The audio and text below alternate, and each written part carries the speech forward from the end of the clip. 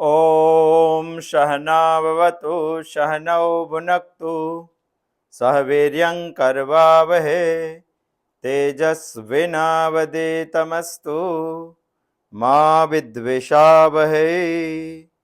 ओम शांति शांति शांति। भगवान का जन्म दिवस अभी ही गया है। श्रीमद् भगवत गीता में उपनिषदों का सार भगवान ने तात्विक दृष्टि से बताया हुआ है। उसमें से हमें सम्यक दर्शन करना चाहिए। सम्यक ज्ञान भगवान ने बताया है, वही सम्यक ज्ञान को पढ़कर सम्यक दर्शन करना चाहिए। सम्यक दर्शन का ही दूसरा नाम है प्रतिबोध। यह समझना चाहिए। कैनो उपनिषद हमें यही बताना चाहती है, ब्रह्म ज्ञान। अब तक कैनोपनिषद ने आचार्य और शिष्य के संवाद के रूप में हमने ब्रह्म ज्ञान की बात बताने का प्रयत्न किया है। अब कैनोपनिषद खुद कुछ बता रहा है। खुद जो बता रही है कैनोपनिषद, वो मंत्र हमने देखा। प्रतिबोध विदितम मतम अमृतत्वम हि विन्दते आत्मना विन्दते वीर्यम विद्यया विन्दते मृतम। ये बात हमने देखी। ये मंत्र में कैनो उपनिषद हमें 4 बातें मुख्य बताना चाहती है। पहले चरण में बात बताना चाहती है प्रतिबोध विदितम मतम। दुनिया का सर्व ज्ञान प्रतिबोध से ही होता है। आत्मज्ञान भी प्रतिबोध से ही अमृतत्व की प्राप्ति होती है। अमृतत्व की प्राप्ति होने के बाद आपको अमृत परमात्मा से संबंध हो जाएगा, यानी आप वीर्यवान बन जाएंगे। आत्मना विन्दते वीर्यम। यदि आप वीर्यवान बन गए तो परमात्मा को प्राप्त कर सकेंगे। पर ब्रह्म परमात्मा का साक्षात्कार आपको हो जाएगा। इसीलिए ये मंत्र में सबसे ज्यादा, सबसे पहले कोई समझने जैसी बात है तो वो है प्रतिबोध। ये हमें समझना है। इसके अलग अलग अर्थ हमने समझे। शास्त्र क्या बता रहा है प्रतिबोध के अर्थ में। पहले बताया अविद्या से जागना।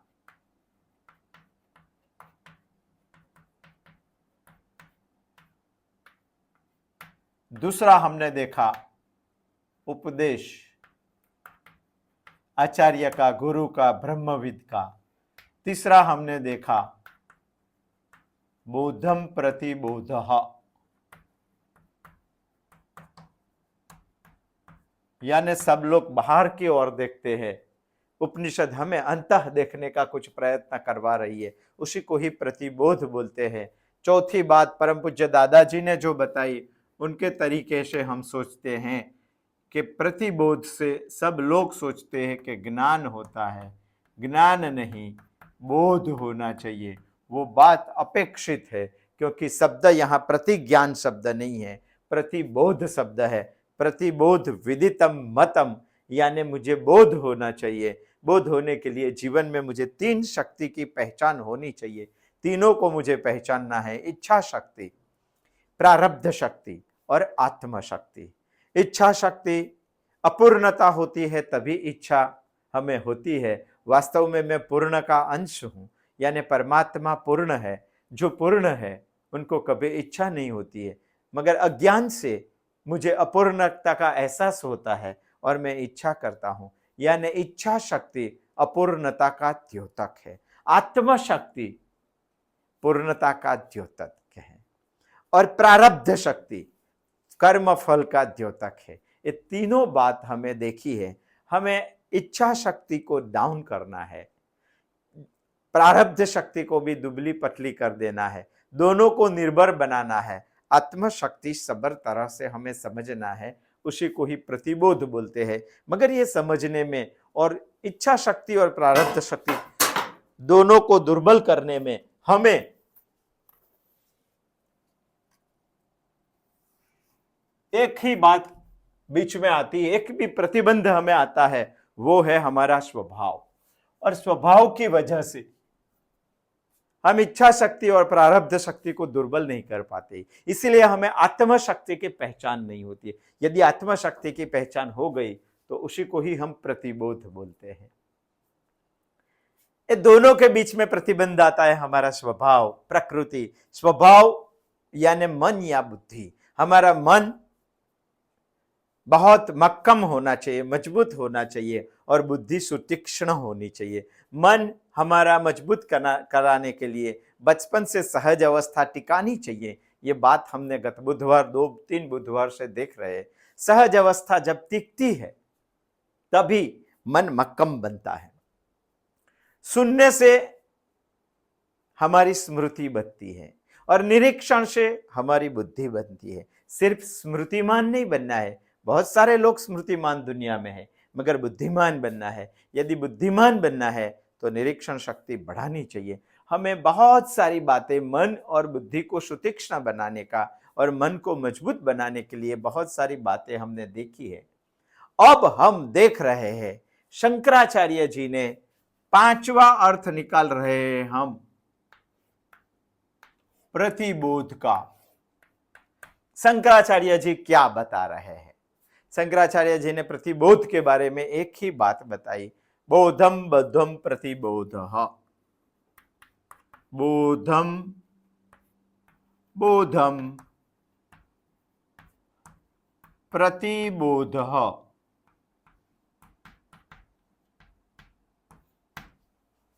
बोधम बोधम प्रतिविदितम।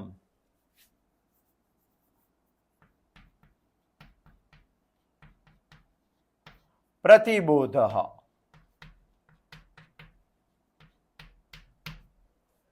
कैनो उपनिषद के ये प्रतिबोध का सब अर्थ निकाल रहे हैं। उसमें से शंकराचार्य जी ने अपने भाष्य में ये बात लिखी है, बोधम बोधम प्रतिविदितम प्रतिबोधः।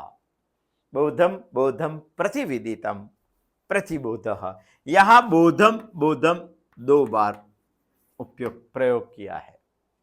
जब 2 बार कोई भी चीज का हम प्रयत्न कर रहे हैं, बात में प्रयोग कर रहे हैं, तभी वो ज्यादा से ज्यादा बताने का प्रयत्न है। जैसे कि हम प्रयोग करते हैं,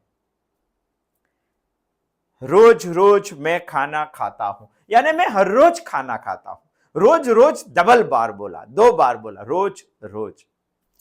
जैसे हम बोलते हैं व्यक्ति व्यक्ति विषय का आसक्त है। इस दुनिया में व्यक्ति व्यक्ति विषय का आसक्त है। हम व्यक्ति व्यक्ति 2 बार बोलते हैं। 2 बार बोलते हैं यानी बार बार इसके बारे में हमें बताना है, बार बार। यहां भी बोधम बोधम प्रतिविदितम प्रतिबोधः ऐसा बताया शंकराचार्य जी ने। 2 बार बोधम बोधम बताया। 2 बार व्यक्ति व्यक्ति 2 बार जब बात में बताते हैं तो ऐसा फलित होता है कि सभी व्यक्ति के बारे में बता रहे। दीनम दीनम ऐसा 2 बार वाक्य में जब प्रयोग करते हैं तो बताते हैं सभी दिन के लिए ये बात बता रही है। यहां बोधम बोधम प्रतिविदितम प्रतिबोधम ऐसा शंकराचार्य जी ने बताया। 2 बार बोधम बोधम बताया, यानी इसका कहने का मतलब ये है, ये दुनिया में जितने भी बोध है प्रत्येक बोध की यहां बात की है। प्रत्येक बोध, यहां प्रत्येक बोध की बात की है। प्रश्न ये खड़ा होता है कि बोध क्या है। चौथे प्रकार में भी हमने सोचा था, अभी 5वें में भी देख लेते हैं कि बोध शब्द बुद्धि से आया हुआ शब्द है। बुद्धि से निकला हुआ शब्द जिसको हम बोध कहते हैं। बहुवचन में बौधाहा शब्द आता है। हर एक बौधाहा, प्रत्येक बोध कुछ न कुछ बताता है। विदितम कुछ न कुछ बताता, उसी को ही प्रतिबोधम कहते हैं। ऐसा शंकराचार्य जी बताते हैं। यहां भाष्य में उन्होंने लगाया बौधाहा प्रत्ययाहा।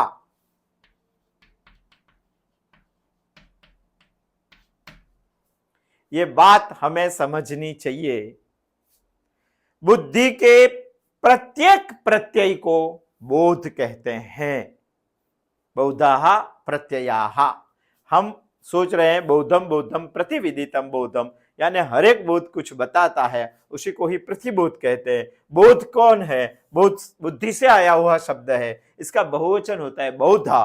शंकराचार्य जी ने भाष्य में बताया बौधाहा प्रत्ययाहा मतलब होता है बुद्धि के प्रत्यय को बोध कहते हैं। बुद्धि में प्रत्यय होता है, उसी प्रत्यय को हम बोध कहते हैं। यदि प्रश्न यह खड़ा होता है इसमें से कि प्रत्यय किसको बोलते हैं, बहुत सूक्ष्म बात है, लिंक टूटेगी नहीं तो बहुत अच्छी तरह से समझ में आएगी। यदि यह समझ में आ गया तो पूरा मंत्र हमें बहुत अच्छा लगेगा। हम सोच रहे बोधम बोधम प्रतिबोध विदितम, बोध प्रतिबोध, बार बार बताया यानी बहुवचन है। प्रत्येक बोध, प्रत्येक बोध कुछ बताता है, उसे ही प्रतिबोध कहते हैं। बोध शब्द आया कहां से, बुद्धि से शब्द आया। इनका बहुवचन बोधम बोधम करता नहीं है, हमें बहुवचन बताना है तो उसका शब्द आ जाता है बौधाहा। शंकराचार्य जी ने बताया बौधाहा प्रत्ययाहा। ये मतलब इसका ये है कि बुद्धि का प्रत्येक बोध, बुद्धि का प्रत्येक प्रत्यय कुछ न कुछ बोध देता है, बोध करता है। हमें प्रश्न ये खड़ा होता है कि प्रत्यय माने क्या, ये प्रश्न खड़ा होता है। प्रत्यय को समझने के लिए हमें एक एग्जाम्पल लेना पड़ेगा। एग्जाम्पल से समझते हैं प्रत्यय क्या चीज है। हम कभी भी किसी की तस्वीर निकालते हैं तो पहले के जमाने, अभी तो मोबाइल से तस्वीर निकाल देते हैं, पहले तो कैमरा था, और कैमरे से तस्वीर जब निकालनी होती है तभी कैमरे में एक पत्ती होती है, रील होती है। वो रील में जब लेंस से हमारा चित्र अंदर आता है, कैमरा का हृदय है रील, वो रील में फिट हो जाता है, हमारा प्रतिबिंब रील में आता है, रील में फिक्स हो जाता है। जो फिक्स हो जाता है उसी को संस्कृत में प्रतीप कहते हैं। प्रतीप, जो प्रतिबिंब से हुआ उसे प्रतीप कहते हैं। यहां एक शब्द आता है प्रतिबिंब, प्रतिबिंब। यहां एक शब्द आता है प्रतीप। यह शब्द है प्रत्यय, यह शब्द है प्रतीप, यह शब्द है प्रतिबिंब। हमें तीनों को समझना है। हम बोधम बोधम प्रतिबोध विदितम प्रतिबोध, इससे आया बोध ऊपर, बोध से आया बुद्धि पर, बुद्धि से आया बौद्धा पर, बौद्धा से आया प्रत्यय पर। प्रत्यय में दो शब्द हमने ऐड कर दिए, प्रतिबिंब और प्रतिप। कैमरा में जब किसी की भी तस्वीर लेते हैं तो लेंस से कैमरा तस्वीर को खींचता है और खींचकर उसमें प्रकाश डालकर वो तस्वीर को अंदर ले लेता है। अंदर जो लेता है उसको बोलते हैं प्रतीप, प्रतिबिंब। और ये प्रतिबिंब कैमरा की जो पत्ती होती है, रील होती है, इसके ऊपर छप जाता है। जब ये छप जाता है तभी इसको बोलते हैं प्रतीप। बस एग्जैक्ट वैसे ही तरह हमारे अंतःकरण में भी कैमरे के जैसी ही प्रतिक्रिया होती है। भगवान ने हमें लेंस दिया है, आंख हमारी लेंस है, नासिका हमारा लेंस है, रसनेन्द्रिय हमारा लेंस है, श्रवणेन्द्रिय हमारा लेंस है, स्पर्शेंद्रिय हमारा लेंस। ये सभी लेंस से दुनिया का शब्द, स्पर्श, रूप, रस, गंध, ये सब सब्जेक्ट को पकड़ता है, अंदर लाता है। जब भी सब लेंस अंदर चित्र लाता है तभी उसको प्रतिबिंब बोलते हैं। और वही प्रतिबिंब जैसे कैमरा में रील होती है वैसे हमारे शरीर में अंतःकरण होता है, वही अंतःकरण में वो प्रतिबिंब पड़ता है। जो प्रतिबिंब आता है, प्रतिबिंब बिंब जैसा ही है।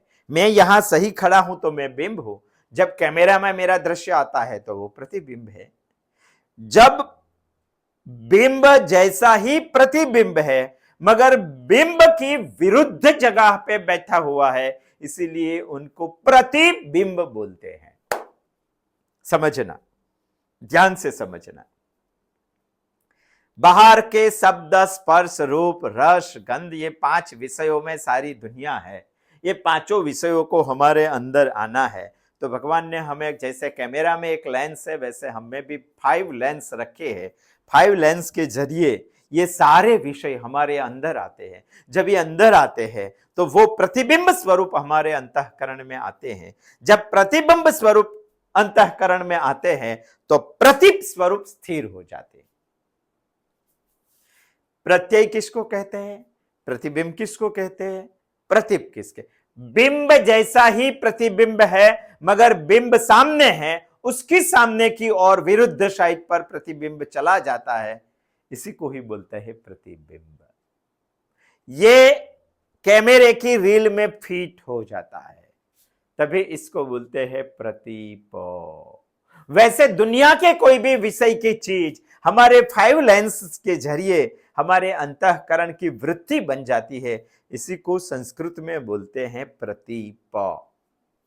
प्रतीपम अययः प्रत्ययः।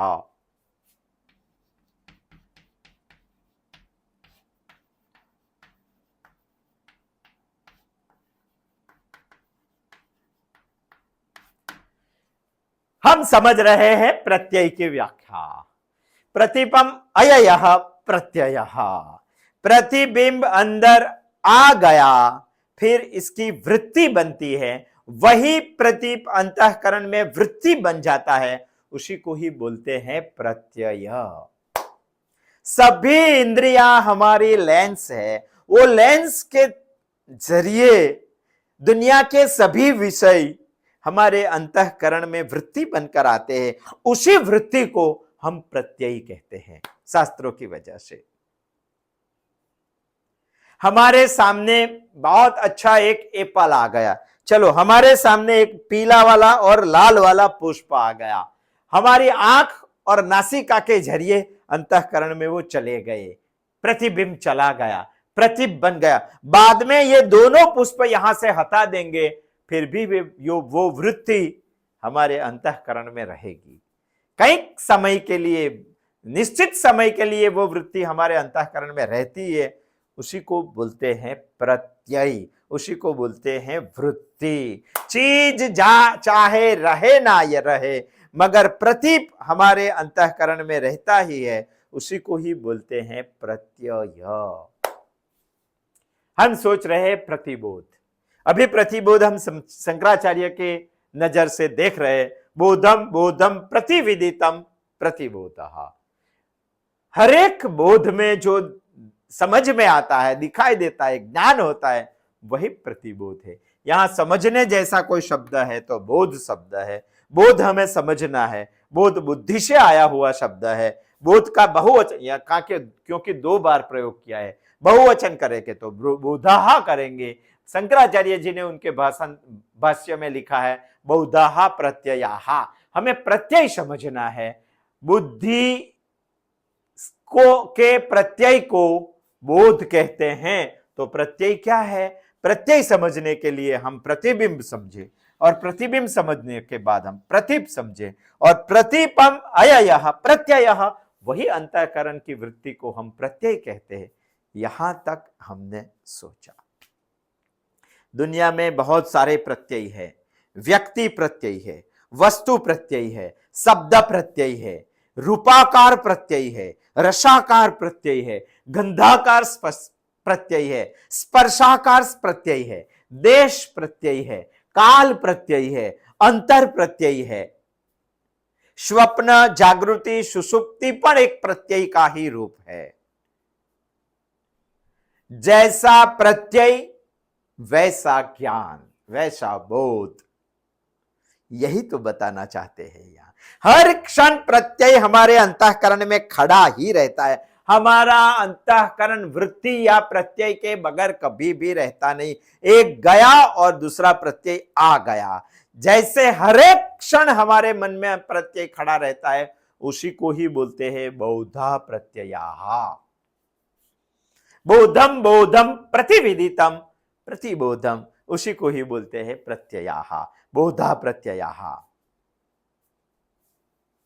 बहुत सोचने, बार बार सोचना पड़ेगा, क्योंकि हमें अभी शंकराचार्य का भाष्य के हिसाब से प्रतिबोध शब्द समझना है। इसमें शब्द आता है प्रत्यय, अभी प्रत्यय के बारे में हमें सोचना पड़ेगा। अभी प्रश्न यह होता है कि प्रत्यय को जानते कौन है?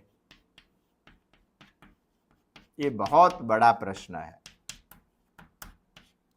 ये बात तो हम सब ने समझ ली कि हमारी 5 इंद्रियां 5 विषय को पकड़ती है, ग्रास्प करके उसकी वृत्ति प्रतिबिंब हमारे अंदर आता है, प्रतीप कहते हैं।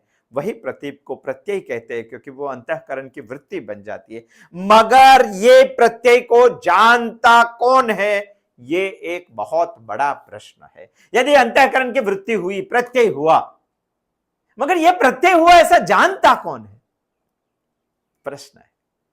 कई लोग बता रहे हैं, दो शक्यताएं हैं। कई लोग बता रहे हैं कि दो तरह से प्रत्यय जाना जाता है। एक, प्रत्यय खुद ही खुद को जानता है, और दूसरी शक्यता, आगे वाला प्रत्यय गया, पीछे वाला प्रत्यय है, तो जो जन्म लिया वो गए हुए प्रत्यय को जानता है, पीछे वाला आगे वाले को जानता है, क्योंकि हर बार प्रत्यय तो होता है हमारे अंतःकरण में। दो शक्यताओं है कि प्रत्यय को जानता क्या है, कौन है, इसके बारे में दो शक्यता में पहली शक्यता लोग ये सोचते हैं कि प्रत्यय खुद ही जानता है। दूसरी शक्यता यह है कि एक प्रत्यय को दूसरा प्रत्यय जानता है। हमें तो जानने से मतलब है, क्योंकि हमें तो आत्म तत्व तक जाना है, तभी तो प्रत्यय प्रतिबोध बन सकता है। बात वहां तक ले जानी है, इसीलिए तो बार बार सोच रही। चलो, पहली शक्यता के बारे में हम देखते हैं कि प्रत्यय खुद को जानते हैं। यदि यह शक्यता के अनुसार हम आगे चले तो हमें दूसरी भी एक बात माननी पड़ेगी कि प्रत्यय खुद को ही जानता है, तो प्रत्यय का दो पार्ट हमें करना पड़ेगा। एक जिसको जानना है वो पार्ट, और दूसरा जो जानता है वो पार्ट। समझ में आया? ये चौक को हमें जानना है तो दो पार्ट दो, चौक एक पार्ट अलग है, मैं एक पार्ट अलग हूं। चौक को मैं जानता हूं, चौक जानने जैसी चीज है। इसीलिए हर एक प्रत्यय जो प्रत्यय खुद को जानता है, तो पहली शक्यता के अनुसार हम सोचेंगे तो प्रत्यय का दो पार्ट होना ही चाहिए। एक जिनको जानना है वो पार्ट, और दूसरा जो जानता है वो पार्ट। जानना जिसको है वो, और जानने वाला जो है वो। नियम अनुसार सोचेंगे तो देश, काल और वस्तु की तरह से उनका पार्ट हम पार सकते हैं।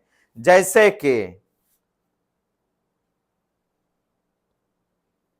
ये पुष्प है, काल की तरह से देखेंगे तो सुबह में ऐसा था, शाम को ऐसा नहीं है, जान सकते हैं, पार्ट हो गया उसका। सुबह पका पुष्प, शाम का पुष्प। देश की तरह से सोचेंगे तो ये पुष्प हाथ में था, ये पुष्प केनोपनिषद के ऊपर है। दोनों जगह पे पुष्प का दो तरह से हम जान सकते हैं। वस्तु की तरह से सोचेंगे तो ये पुष्प जब पकड़ेंगे तो आगे से कुछ और दिखाई देता है, पीछे से कुछ और दिखाई देता है, उनका पार्ट कर सकते हैं। मगर प्रश्न यहां यह खड़ा है कि प्रत्यय का कभी भी भाग नहीं पार सकते, प्रत्यय का कभी भी पार्ट नहीं कर सकते। देश, काल और वस्तु की तरह प्रत्यय का, वस्तु के जरिए प्रत्यय का कभी भी भाग हम नहीं कर सकते। चीज का कर सकते हैं, प्रत्यय का संभव इसीलिए नहीं है क्योंकि प्रत्यय की कल्पित ही देश काल वस्तु है, उसी की ही कल्पना देश काल वस्तु है। तो देश काल वस्तु से उसका भाग कैसे करेंगे? हो ही नहीं सकता है, संभव ही नहीं है। प्रत्यय का विभाजन करना संभव नहीं है। इसीलिए पहली जो शक्यता है वो भी संभव नहीं है कि प्रत्यय खुद को जानता है, वो शक्य नहीं है। दूसरी संभावना के बारे में सोचेंगे। पहले पर प्रत्यय को दूसरा प्रत्यय जानता है, ऐसा सोचना है, ऐसी शक्यता है।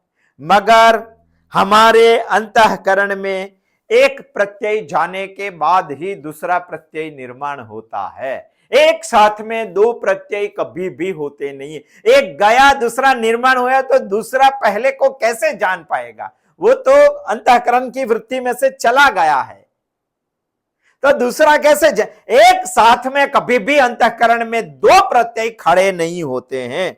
आप सोचते हैं कि जब फिल्म देखने जाते हैं तो दृश्य और श्राव्य दो प्रत्यय साथ में खड़ा है, आपकी भ्रांति है। हमारे अंतःकरण में इतने स्पीड में प्रत्यय खड़े होते हैं और जाते हैं, खड़े होते हैं और जाते, आते हैं और जाते हैं कि हमें एक साथ में लगता है। बाकी फिल्म देखने के लिए बैठे तभी भी शब्द और दृश्य दो प्रत्यय साथ में नहीं होते।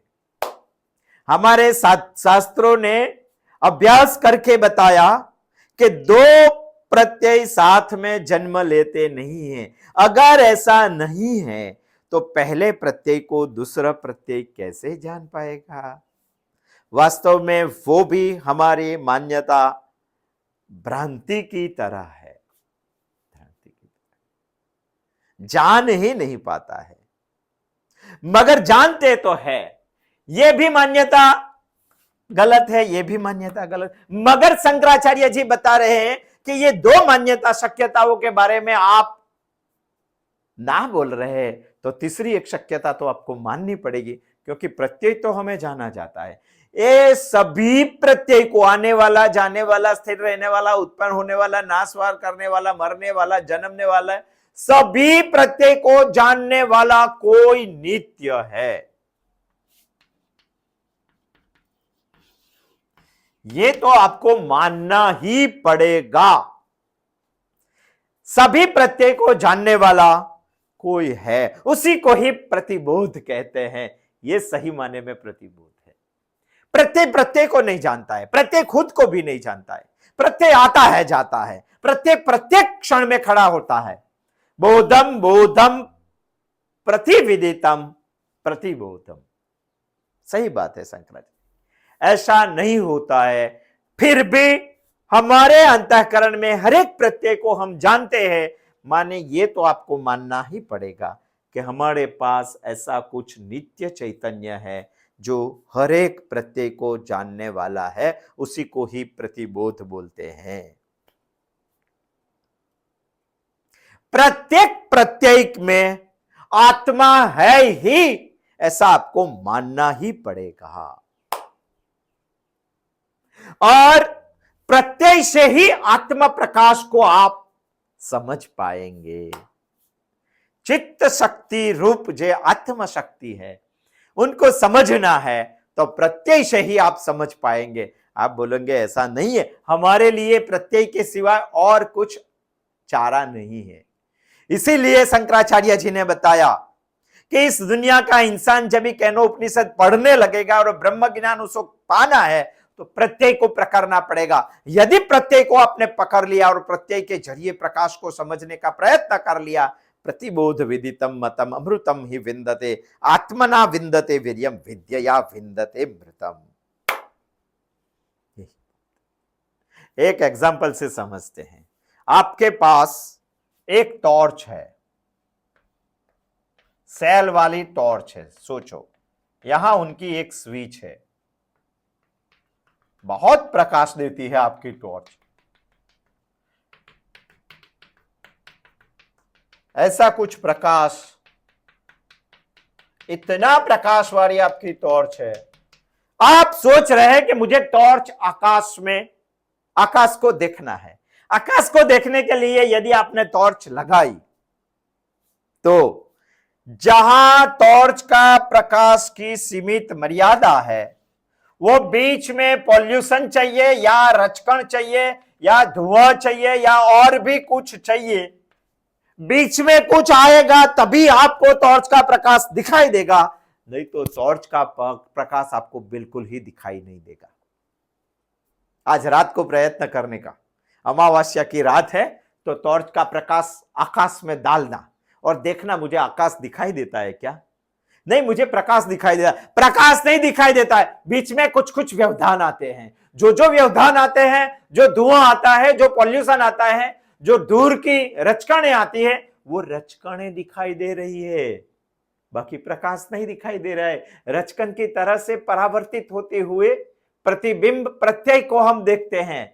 उसी तरह आत्मा की टॉर्च का प्रकाश हमारे अंदर तो है ही, मगर वो देखने के लिए जैसे कुछ वातावरण से रचकण आती है ये प्रकाश को दिखाने के लिए, वैसे हमारे अंतःकरण में प्रत्यय नाम की एक रजकण चाहिए तभी हमें प्रकाश दिखाई देता है, नहीं तो प्रकाश नहीं दिखाई देता है। बहुत उच्च सोच है शंकराचार्य जी की, उसकी गहराई में जाकर हमें सोचना चाहिए। वो तो हमें समझा रहे हैं, हमारे अंदर ही आत्मा चैतन्य प्रकाश है, वो कैसे देखेंगे। प्रतिबोध विदितम मतम अमृतत्वम ही विन्दते आत्मना विन्दते वीर्यम विद्यया विन्दते मृतम। इससे दिखाई देगा। यानी हम समझ रहे हैं प्रतिबोध बोधम बोधम प्रतिविदितम प्रतिबोध, बोधम बोधम बार बार उपयोग किया है, इसीलिए बोध शब्द बुद्धि से आया हुआ है। बोधम बोधम से बना बहुवचन बौधा, बुद्धि के प्रत्यय को ही बोध कहते हैं। तो बौधा प्रत्यय, प्रत्यय क्या है वो समझने की हमने प्रयत्न किया है। प्रत्यय समझने के लिए हम प्रतिबिंब समझे, प्रतीप समझे, यानी हमारी अंतःकरण की वृत्ति को समझे। प्रश्न ये खड़ा हुआ कि प्रत्यय हम जानते हैं कैसे। दो शक्यताओं सोची, दोनों शक्यताओं का खंडन किया। तीसरी एक बात हमें माननी ही पड़ेगी, क्योंकि दोनों शक्यताओं का खंडन हुआ। तीसरी बात यानी प्रत्यय को कोई चिदधन शक्ति आत्म चैतन्य प्रकाश पकड़ रहा है, देख रहा है, जान रहा है, हमें मानना ही पड़ेगा। प्रतिबोध से आत्मा तक का बोध हमें हो जाएगा। मगर बहुत बड़े पूर्व पक्ष ये सोचने में आते हैं, क्या क्या पूर्व पक्ष आए, आने वाले बुधवार को आएंगे, इसके बारे में ज्यादा कुछ सोचेंगे। अस्तु, जय श्री कृष्ण।